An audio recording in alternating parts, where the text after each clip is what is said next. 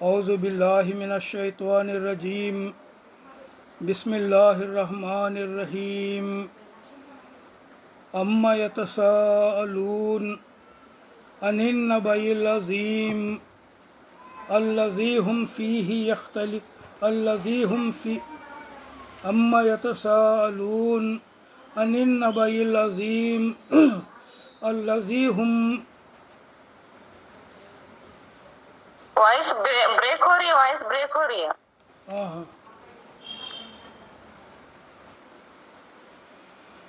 اعوذ باللہ من الشیطان الرجیم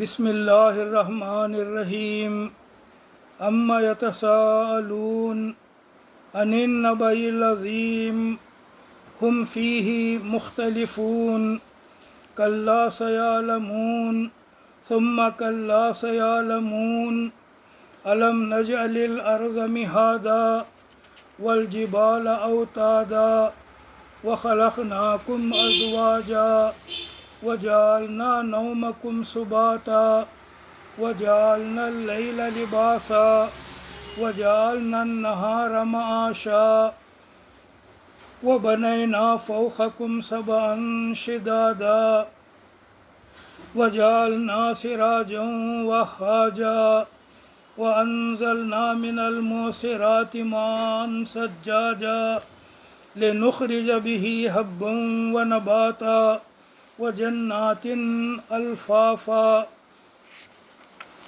إن يوم الفصل كان ميقاتا یوم ينفخ في الصور فتأتون أفواجا وفتحت السماء فكانت أبوابا وسيرت الجبال فكانت سرابا إن جهنم كانت مرصادا للطاغين مآبا لابثين فيها أحقابا لا يذوقون فيها بردا ولا شرابا إلا حميما وغساقا جزاء وفاقا إنهم كانوا لا يرجون حسابا وكذبوا بآياتنا كذابا وكل شيء أحصيناه كتابا فذوقوا فلن نزيدكم إلا عذابا إن للمتقين مفازا حدائق وأعنابا وكواعب أترابا وكأسا دهاقا لا يسمعون فيها لغوا ولا كذابا جزاء من ربك عطاء حسابا رب السماوات والأرض وما بينهم الرحمن لا يملكون منه خطابا يوم يقوم الروح والملائكة صفا لا يتكلمون إلا من أذن له الرحمن وقال صوابا ذلك اليوم الحق فمن شاء اتخذ إلى ربه مآبا إنا أنذرناكم عذابا قريبا يوم ينظر المرء ما قدمت يداه ويقول الكافر يا ليتني كنت ترابا صدق الله العظيم وصدق رسول النبي الكريم ونحن على ذلك من الشاهدين والشاكرين والحمد للہ رب العالمین. تھوڑا وائس چیک کر لیجئے، ٹھیک سے نہیں آ رہی اب.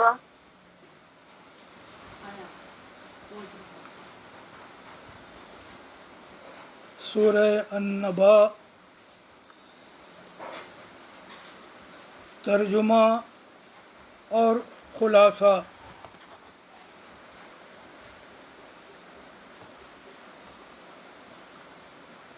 سورہ النبا ترجمہ اور خلاصہ تفہیم القرآن سے. تفہیم القرآن کا خلاصہ ذرا سلیس کر کے پیش کروں گا انشاءاللہ. سورہ نبا جس کی تلاوت ابھی میں نے کی ہے اس کا ترجمہ یوں ہے، یہ لوگ کس چیز کے بارے میں پوچھ گچھ کر رہے ہیں؟ اما یتساءلون، یہ لوگ کس چیز کے بارے میں پوچھ گچھ کر رہے ہیں؟ عن النبأ العظیم، کیا اس بڑی خبر کے بارے میں جس کے متعلق یہ مختلف چیمہ گوئیاں کرنے میں لگے ہیں؟ کلا سیعلمون ثم کلا سیعلمون، نہیں ان قریب انہیں معلوم ہو جائے گا، ہاں ہرگز نہیں ان قریب انہیں معلوم ہو جائے گا۔ الم نجعل الارض مہادا، کیا ہم نے زمین کو فرش نہیں بنایا اور پہاڑوں کو میخوں کی طرح گاڑ دیا، اور تمہیں مردوں اور عورتوں کے جوڑوں کی شکل میں پیدا کیا۔ وجعلنا اللیل لباسا، اور تمہاری نیند کو باعث سکون بنایا، اور رات کو پردہ پوش اور دن کو معاش کا وقت بنایا۔ وَبَنَيْنَا فَوْقَكُمْ سَبْعًا شِدَادًا، اور تمہارے اوپر 7 مضبوط آسمان قائم کیے، اور ایک نہایت روشن اور گرم چراغ پیدا کیا، اور بادلوں سے لگاتار بارش برسائی تاکہ اس کے ذریعے سے غلہ اور سبزی اور گھنے باغ اگائیں۔ ان یوم الفصل کان میقاتا، بے شک فیصلے کا دن ایک مقرر وقت ہے۔ یوم ینفخ فی الصور فتأتون افواجا، جس روز سور میں پھونک مار دی جائے گی تم فوج در فوج نکل آؤ گے۔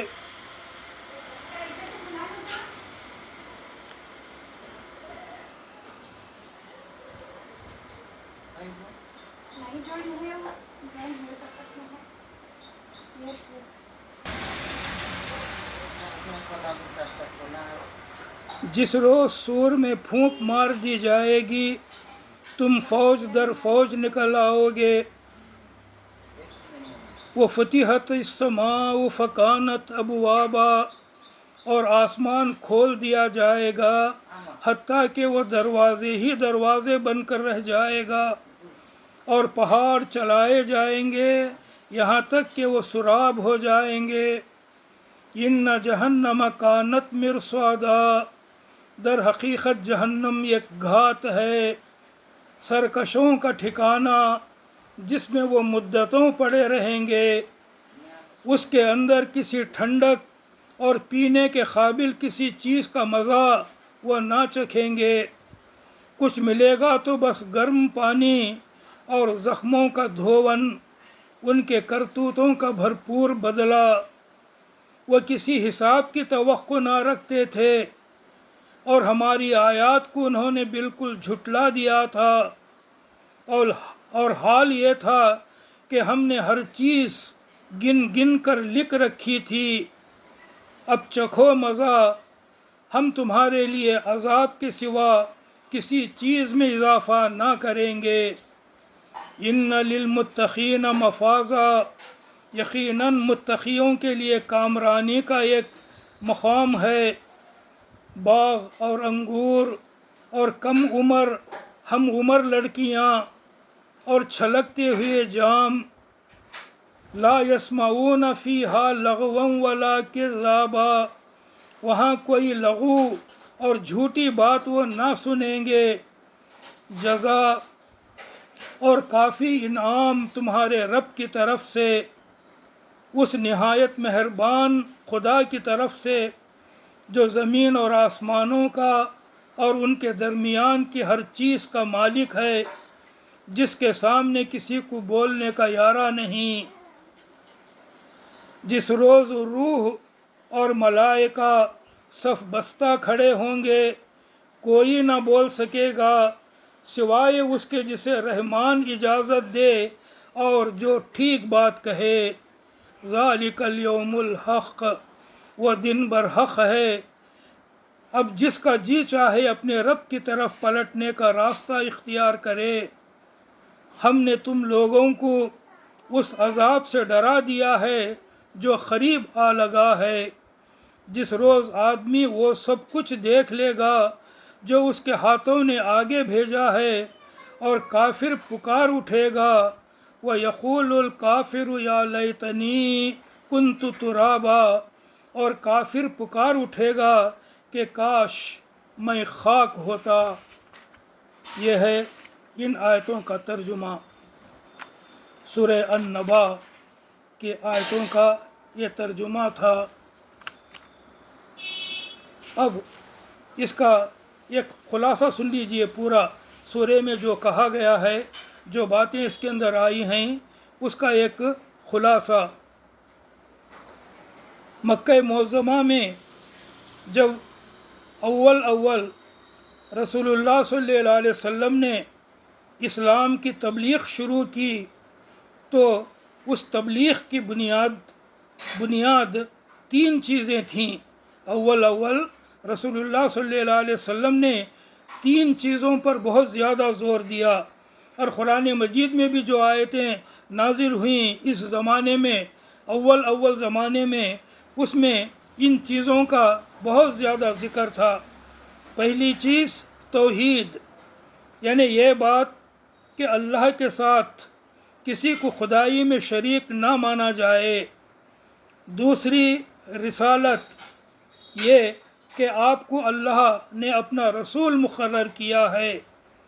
تیسری بات آخرت، یعنی یہ کہ ایک روز اس دنیا کا خاتمہ ہو جائے گا، ایک روز یہ دنیا ختم ہو جائے گی، اور اس کے بعد اللہ ایک دوسری دنیا پیدا کرے گا جس میں تمام اولین و آخرین دوبارہ زندہ کر کے اسی جسم کے ساتھ اٹھائے جائیں گے جس میں رہ کر انہوں نے دنیا میں کام کیا تھا۔ پھر ان کے عقیدوں اور ان کے اعمال کا حساب لیا جائے گا، اور اس حساب میں جو لوگ مومن اور نیک ثابت ہوں گے وہ ہمیشہ کے لیے جنت میں جائیں گے، اور جو کافر و فاسق ہوں گے وہ ہمیشہ کے لیے دوزخ میں رہیں گے۔ یہ 3 باتیں، ان 3 باتوں میں سے پہلی توحید، اگرچہ اہل مکہ کو سخت ناگوار تھی، لیکن بہرحال وہ اللہ تعالیٰ کا انکار نہیں کرتے تھے۔ یہ ذرا سوچنے کی بات ہے، سننے کی بات ہے۔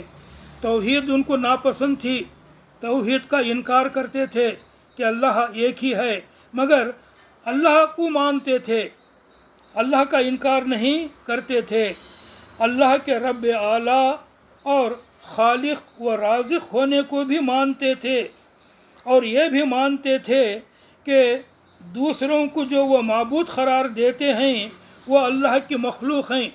اللہ کو چھوڑ کر جن دوسرے دیوی دیوتاؤں کو وہ پوجتے تھے، ان کی پوجا کرتے تھے، ان دیوی دیوتاؤں کو سمجھتے تھے کہ وہ ان کو اللہ نے ہی پیدا کیا ہے۔ اس لیے جھگڑا صرف اس بات میں تھا، رسول اللہ صلی اللہ علیہ وسلم اور قریش مکے کے لوگوں میں توحید کے معاملے میں جھگڑا اس بات کا تھا کہ اللہ کی صفات اور اختیارات میں، اللہ کی ذات میں ان دیوی دیوتاؤں کی شرکت ہے یا نہیں، وہ بھی اللہ تعالیٰ کی ذات و صفات میں، اس کی خصوصیات میں شریک ہیں کہ نہیں۔ یہ اصل جو ہے نزاع تھی، یہ اصل جو ہے جھگڑا تھا توحید کے معاملے میں۔ دوسری بات رسالت کے معاملے میں، رسالت دوسری اس بات کو مکے کے لوگ ماننے کے لیے تیار نہ تھے۔ اللہ تعالیٰ نے مجھے رسول بنا کر بھیجا ہے، یہ بات مکے کے لوگ ماننے کے لیے تیار نہیں تھے، نہیں مانتے تھے، انکار کرتے تھے۔ مگر اس بات کا انکار ان کے لیے بڑا مشکل ثابت ہوتا تھا۔ کیوں؟ اس لیے کہ 40 سال تک حضور صلی اللہ علیہ وسلم نے جو زندگی گزاری، دعوی رسالت سے پہلے، رسالت کا دعویٰ کرنے سے پہلے 40 سال میں آپ کو نبوت ملی، تو 40 سال تک کی جو زندگی تھی حضور صلی اللہ علیہ وسلم کی، وہ مکے والوں کے سامنے تھی، انہی کے درمیان انہوں نے گزاری تھی۔ اس 40 سالوں کے دوران ان مکے والوں نے کبھی آپ صلی اللہ علیہ وسلم کو جھوٹا یا دغا دینے والا یا اپنی غرض کے لیے ناجائز طریقے اختیار کرنے والا نہ پایا تھا۔ ہمیشہ سچ بولنے والا، ہمیشہ کھرا کھرا اور ہر معاملے میں سچائی اختیار کرنے والا یہ شخص ہے، ایسا جانتے تھے رسول اللہ صلی اللہ علیہ وسلم کو۔ قریش کے لوگ خود آپ کی عقل مندی اور اچھے اخلاق کو مانتے تھے کہ بڑے عقل مند آدمی ہے اور یہ جو ہے اپنے اخلاق میں بہت اچھے ہیں، سب کو جو ہے یہ بات منظور تھی، مانتے تھے سب لوگ اس بات کو۔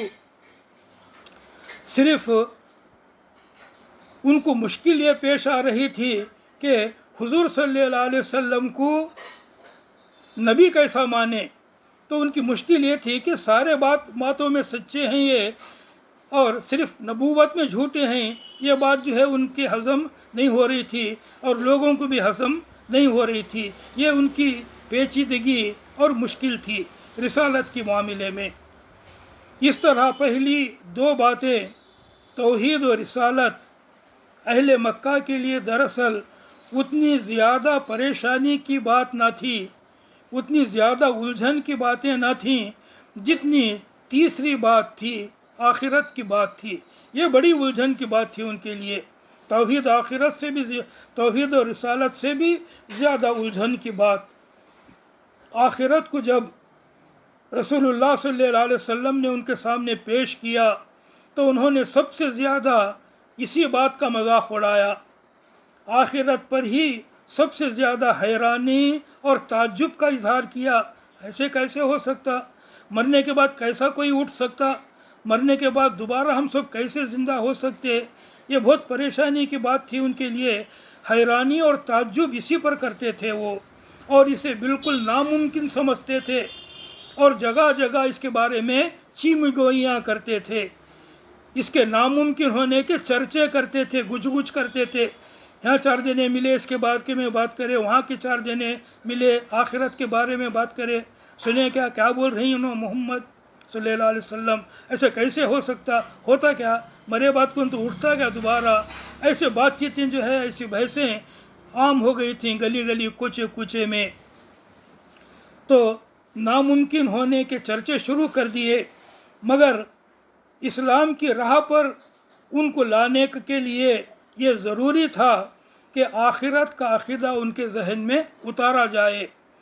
جتنا زیادہ وہ ناممکن سمجھتے تھے اتنا زیادہ ان کو سمجھانا ضروری تھا کہ یہ ممکن ہے اور ضرور ہونے والا ہے۔ ان کے ذہن میں آخرت کا عقیدہ بٹھانا ضروری تھا، آخرت ان کے ذہن میں اتارا جائے یہ ضروری تھا، کیونکہ آخرت کو مانے بغیر یہ ممکن ہی نہ تھا کہ حق اور باطل کے معاملے میں ان کی سوچ صحیح کی جا سکے۔ حق اور باطل کے معاملے میں اگر کسی کی سوچ صحیح ہونا ہے تو آخرت اس کے ذہن میں بیٹھنا چاہیے، آخرت اسے سمجھ لینی چاہیے، تبھی وہ صحیح طریقے پر کیا ہے حق اور باطل کو اپنی زندگی میں سمجھ سکے گا۔ تو حق اور باطل کے معاملے میں ان کی سوچ کو صحیح کرنا ضروری تھا، اور خیر و شر کے معاملے میں ان کا رویہ اگر بدلنا تھا تو آخرت کو ان کے ذہن میں بٹھانا ضروری تھا، اور وہ دنیا پرستی کی راہ چھوڑ کر اس راہ پر ایک قدم بھی چل نہیں سکتے تھے جس پر اسلام ان کو چلانا چاہتا تھا، اگر وہ آخرت کو نہ مانے۔ آخرت کو مانے بغیر کوئی اسلام کی راہ پر نہیں چل سکتا۔ یہی وجہ ہے کہ مکہ معظمہ کے ابتدائی دور کی صورتوں میں زیادہ تر زور آخرت کا عقیدہ دلوں میں بٹھانے کے لیے صرف کیا گیا۔ البتہ آخرت کے لیے دلائل ایسے انداز سے دیے گئے ہیں جس سے توحید کا تصور بھی خود بخود ذہن نشین ہوتا چلا جائے، اور بیچ بیچ میں رسول اللہ صلی اللہ علیہ وسلم اور قرآن کے برحق ہونے کے دلائل بھی مختصراً دے دیے گئے ہیں۔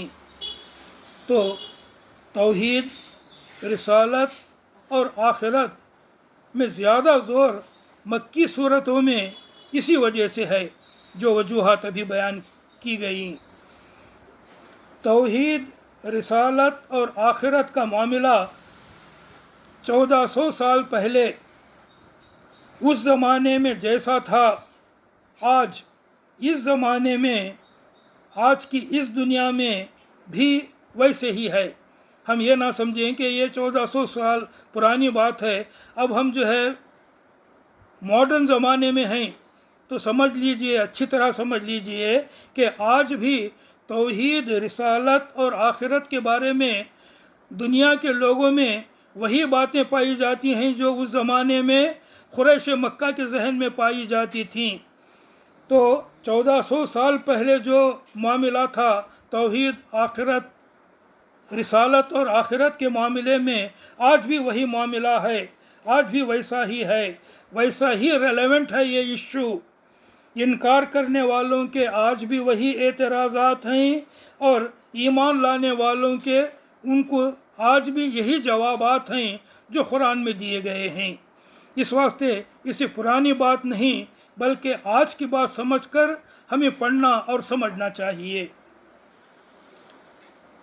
اب اس سورہ کے مضامین پر ایک نگاہ ڈال لیجئے۔ ان میں سب سے پہلے ان چرچوں اور چیمیگوئیوں، گج گج کرنا جو میں بولا، اس کے بارے میں جو ہے اشارہ کیا گیا ہے۔ سب سے پہلے اما یتساءلون، یہ لوگ کس بارے میں بحثیں کر رہے ہیں؟ تو اشارہ آخرت کے بارے میں ہے۔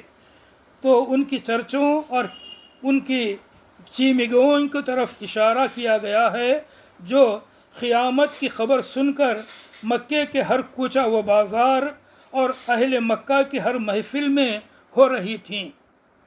اس کے بعد انکار کرنے والوں سے پوچھا گیا ہے کہ کیا تمہیں یہ زمین نظر نہیں آتی جسے ہم نے تمہارے لیے فرش بنا رکھا ہے؟ کیا یہ اونچے اونچے پہاڑ تمہیں نظر نہیں آتے جنہیں ہم نے زمین میں گاڑ رکھا ہے؟ کیا تم اپنے آپ کو نہیں دیکھتے کہ کس طرح ہم نے تمہیں مردوں اور عورتوں کے جوڑوں کی شکل میں پیدا کیا ہے؟ کیا تم اپنی نیند کو نہیں دیکھتے کہ کس طرح ہم نے تمہیں کیا تم اپنی نیند کو نہیں دیکھتے جس کے ذریعے سے ہم نے تم کو دنیا میں کام کرنے کے قابل بنائے رکھنے کے لیے ہر چند گھنٹوں کی محنت کے بعد ہر چند گھنٹے آرام کرنے اور سونے کا انتظام کر رکھا ہے۔ اپنی نیند کو جو ہے غور کرو، اللہ تعالی نے کیسا انتظام کر رکھا ہے کہ 10-12 گھنٹے کام کرنے کے بعد 7-8 گھنٹے سونا ضروری ہے انسان کو، پھر دوسرے دن 10-12 گھنٹے کام کرنے کے لیے۔ اس کے لیے اللہ تعالیٰ نے تمہارے اندر نیند کا دائیا رکھا ہے، اس کے اللہ تعالیٰ نے تمہارے لیے رات رکھی ہے جو نیند کے لیے مناسب ترین چیز ہے۔ کیا تم ان باتوں پر غور نہیں کرتے؟ کیا تم اپنی نیند کو نہیں دیکھتے؟ کیا تم رات اور دن کے آنے جانے کو نہیں دیکھتے کہ جس طرح ٹھیک تمہاری ضرورت کے مطابق ہم باقاعدگی کے ساتھ مسلسل جاری رکھے ہوئے ہیں اس رات اور دن کے آنے جانے کو، تمہاری ضرورت کے مطابق ہم نے بنایا ہے، اور تمہاری ضرورت کے مطابق یہ ہزاروں کروڑوں سال سے رات کے جانے اور دن کے آنے اور دن کے جانے اور رات کے آنے کا سلسلہ جاری ہے۔ کیا تم اس دن اور رات کے آنے جانے پر غور نہیں کرتے؟ کیا تم اپنی اوپر آسمانوں کے نظام کو نہیں دیکھتے؟ یہ سورج، چاند، ستارے اور اس کے اوپر کہکشانیں، یہ گیلیکسیز، کیا ان کے بارے میں تم غور نہیں کرتے؟ کیا یہ سورج تمہیں نظر نہیں آتا جس کی بدولت تمہیں روشنی اور گرمی ملتی ہے؟ کیا تم ان بارشوں کو نہیں دیکھتے جو بادلوں سے برس رہی ہیں اور ان کے ذریعے سے اناج اور ترکاریاں اور باغیچے اگ رہے ہیں؟ کیا یہ نظام نہیں دیکھتے تم کہ کس طرح بارشیں آتی ہیں اور ان کے ذریعے سے تمہاری کھیتیں سرسبز ہو جاتی ہیں، تمہیں اناج ملتا ہے، ترکاریاں ملتی ہیں، تمہارے باغیچے ہرے بھرے ہو جاتے ہیں۔ کیا تم اس نظام کو نہیں دیکھتے؟ کون چلا رہا ہے؟ یہ سب کون کر رہا ہے؟ یہ ساری چیزیں کیا تمہیں یہ نہیں بتا رہی ہیں کہ جس اللہ نے ان کو پیدا کیا ہے وہ آخرت بھی لا سکتا ہے؟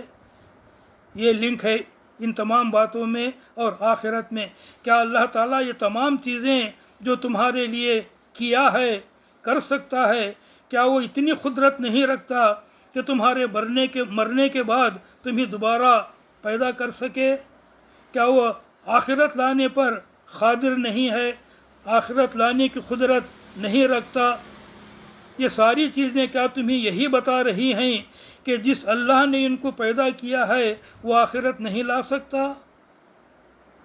اور اس پوری دنیا کے بنانے میں اور اس دنیا کے بنانے میں جو سمجھداری صاف نظر آ رہی ہے، جو حکمت اور دانائی صریحاً کار فرما ہے، کیا اس کو دیکھتے ہوئے تمہاری سمجھ میں یہی آتا ہے کہ اس دنیا کا ایک ایک کام، اس دنیا کی ایک ایک چیز تو بامعنی ہے، دنیا ہی بیکار ہے؟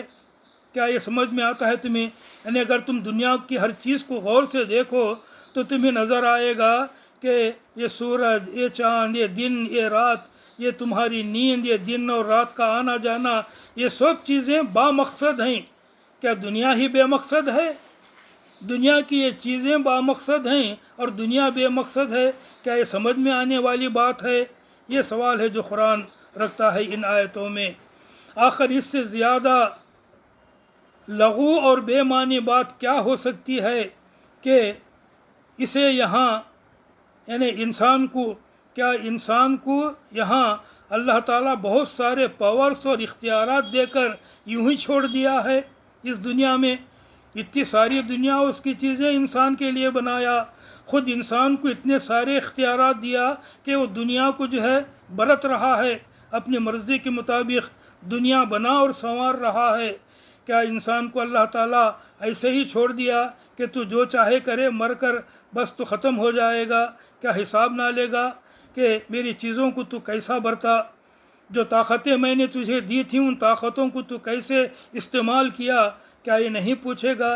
کیا یہ سمجھ میں آنے والی بات ہے کہ اتنا کچھ دے کر حساب نہ لے، نہ کام بنانے پر پنشن اور انعام دے، نہ کام بگاڑنے پر سزا دے؟ کیا ایسا ہو سکتا ہے؟ یہ سوال رکھ دیا گیا ان کے سامنے۔ یہ دلائل دینے کے بعد اس سورے میں پورے زور کے ساتھ فرمایا گیا ہے کہ فیصلے کا دن یقیناً اپنے مقرر وقت پر آ کے رہے گا۔ سور میں بس ایک پھونک مارنے کی دیر ہے، وہ سب کچھ جس کی تمہیں خبر دی جا رہی ہے سامنے آ جائے گا، اور تم آج چاہے مانو یا نہ مانو اس وقت جہاں جہاں بھی تم مرے پڑے ہوں گے وہاں سے فوج در فوج اپنا حساب دینے کے لیے نکل آؤ گے۔ تمہارا انکار اس واقعے کو پیش آنے سے نہیں روک سکتا۔ اس کے بعد ان آیتوں میں آگے بتایا گیا ہے کہ جو لوگ حساب کتاب کی امید نہیں رکھتے، توقع نہیں رکھتے، اور جنہوں نے ہماری آیات کا انکار کیا ہے، جھٹلا دیا ہے، ان کا ایک ایک کرتوت گن گن کر ہمارے ہاں لکھا ہوا ہے، اور ان کی خبر لینے کے لیے جہنم گھات لگائے ہوئے تیار ہے، جہاں ان کے اعمال کا بھرپور بدلہ انہیں دے دیا جائے گا۔ ان لوگوں کی بہترین جزا بتائی گئی ہے پھر آخر میں ان لوگوں کی بہترین جزا بتائی گئی ہے جنہوں نے اپنے آپ کو ذمہ دار سمجھ کر، جواب دہ سمجھ کر، اللہ کے سامنے ہمیں جواب دینا ہے، ہمیں اپنی ذمہ داری وہاں پر ذمہ داری کا جواب دینا ہے سمجھ کر دنیا میں زندگی گزارے، اور اپنی آخرت درست کرنے کی پہلی ہی اس دنیا میں جنہوں نے فکر کی انہیں اطمینان دلایا گیا ہے آگے کی آیتوں میں کہ انہیں ان کی خدمات کا صرف اجر ہی نہیں دیا جائے گا بلکہ اس سے زیادہ کافی انعام بھی دیا جائے گا. جیسے نیک اعمال انہوں نے کیے ہیں ان نیک اعمال کی جزا بھی دی جائے گی، اس سے بڑھ کر اور بھی انعام دیا جائے گا. ان آیات میں بیان کیا گیا ہے. اور آخر میں قرآن کی عدالت اور آخر میں اللہ تعالیٰ کی عدالت کا نقشہ کھینچا گیا ہے کہ آخرت میں اللہ تعالیٰ کی عدالت کیسی ہوگی. اس کا جو ہے ایک ہلکا سا نقشہ کھینچا گیا ہے کہ وہاں کسی کے ضد کر کے بیٹھنے، اڑ بیٹھنے اور اپنے ماننے والوں کو، اپنے متوسلین کو بخشوا کر چھوڑنے کا کیا سوال. یہ کس کی مجال کہ وہاں اللہ کے سامنے ضد کرے؟ یہ کس کی مجال کہ اللہ کے سامنے وہاں یہ کہے کہ میرے ماننے والے جب تک جنت میں نہیں جائیں گے میں جنت میں نہیں جاؤں گا؟ کس کی مجال ہے اللہ کے سامنے ایسا کہنے کی؟ یہ کہا گیا ہے اس میں کہ وہاں کس کے ضد کر کے اور اپنے ماننے والوں کو بخشوا کر چھوڑنے کا کیا سوال.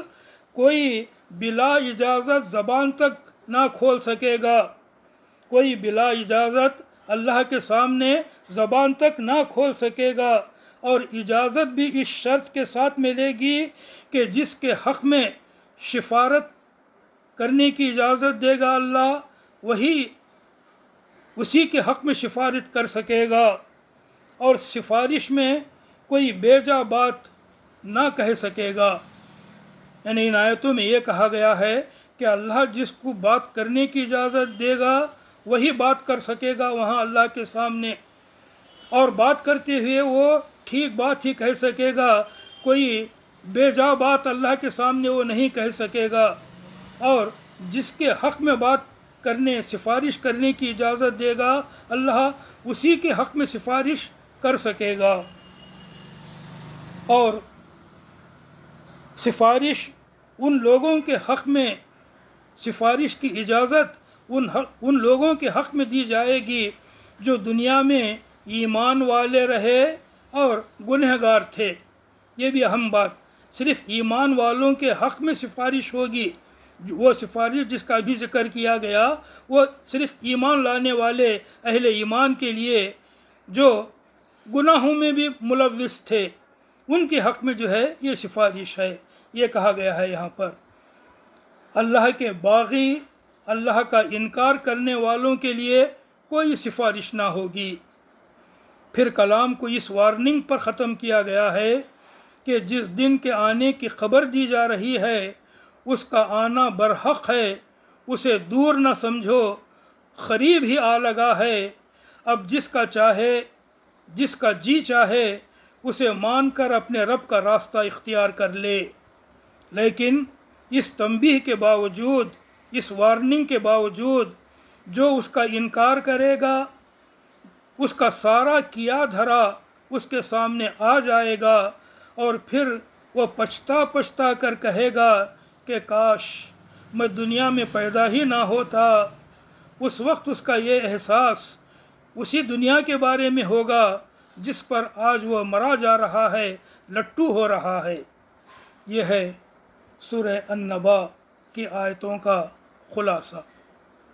وآخر دعوانا ان الحمد للہ رب العالمین.